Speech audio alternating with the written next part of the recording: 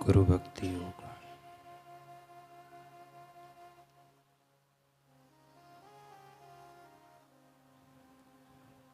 गुरु आपके उद्धारक एवं संरक्षक है।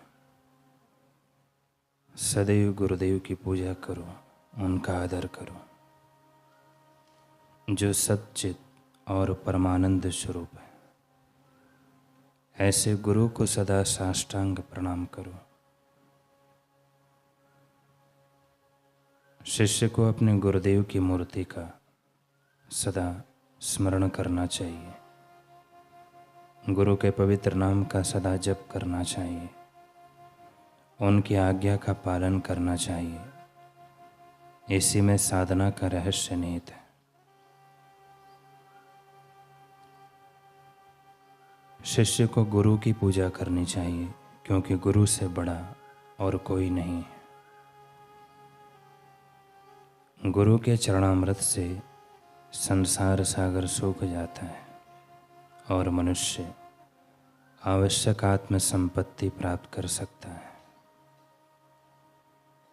गुरु का चरणामृत शिष्य की तृषा शांत कर सकता है।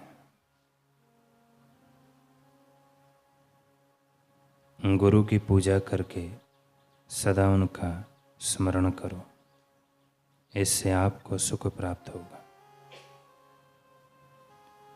श्रद्धा माने शास्त्रों में, गुरु के शब्दों में, ईश्वर में और अपने आप में विश्वास।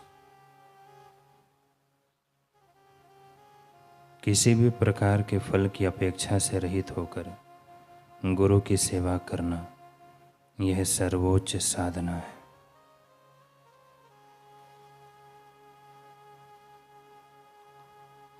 गुरु सेवा महान शुद्धि करने वाली है। आत्म साक्षात्कार के लिए गुरु की कृपा आवश्यक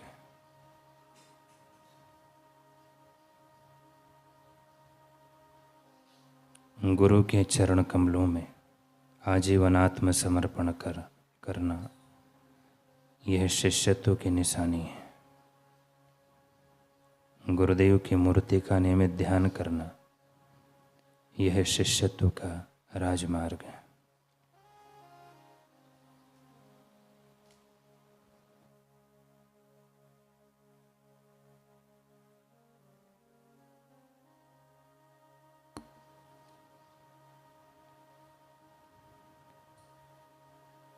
गुरु सेवा की महिमा अपरंपार।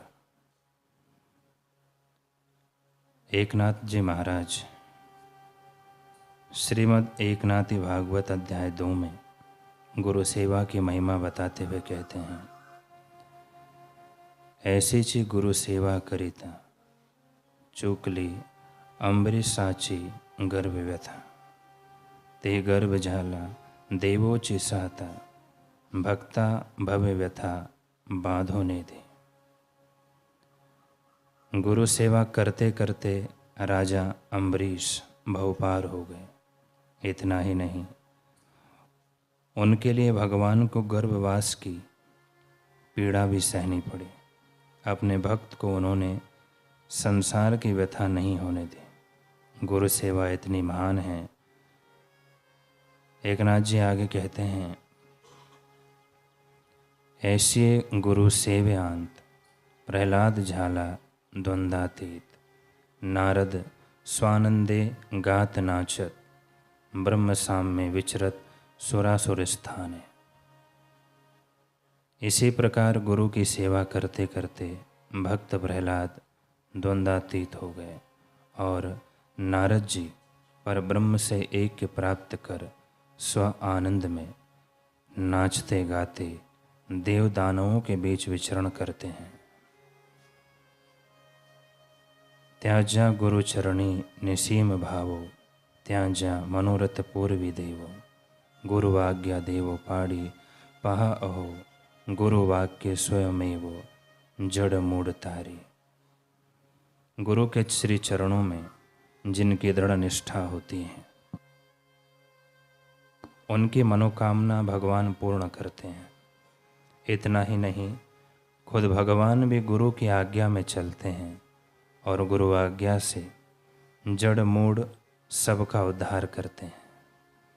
कोई कितना भी मूर्ख है, कितना भी पापी है, जड़ बुद्धि है, परंतु गुरु सेवा में लीन रहता है, गुरु की आज्ञा में चलता है तो वह तर जाता है।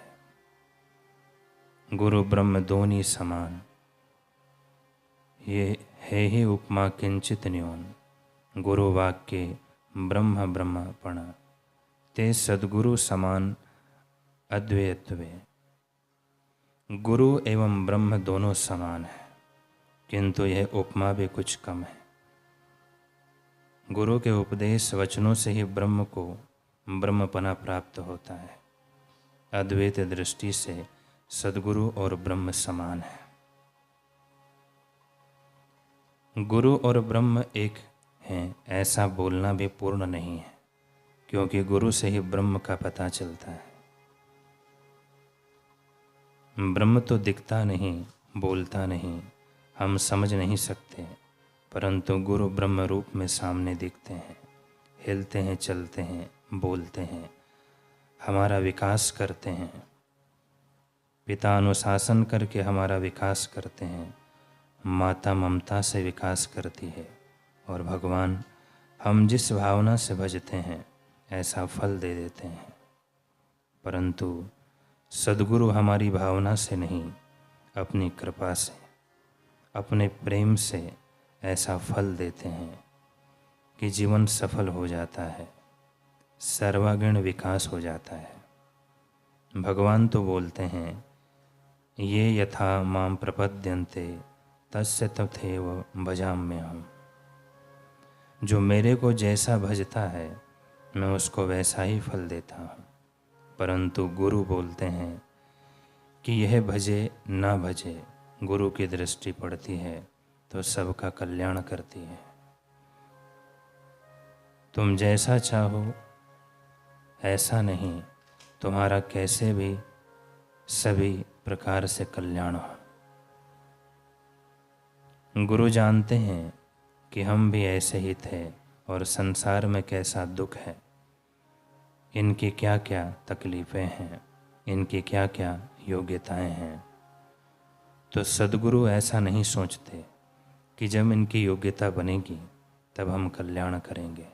नहीं नहीं, माँ थोड़े ही सोचती है कि बच्चा नहा धोकर शुद्ध होके आवे तब मैं उसको स्तनपान कराऊंगी, नाक साफ करके आए तब मैं हृदय से लगाऊंगी। नहीं, वह सोचती है मेरा बेटा है, बस अपना है। ऐसे ही सद्गुरु अपनत्व से सबका मंगल करते हैं।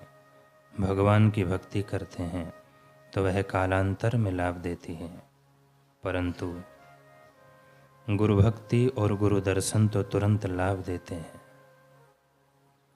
और भगवान की भक्ति में दृढ़ता भी गुरु भक्ति से ही होती है, गुरु की कृपा से होती है।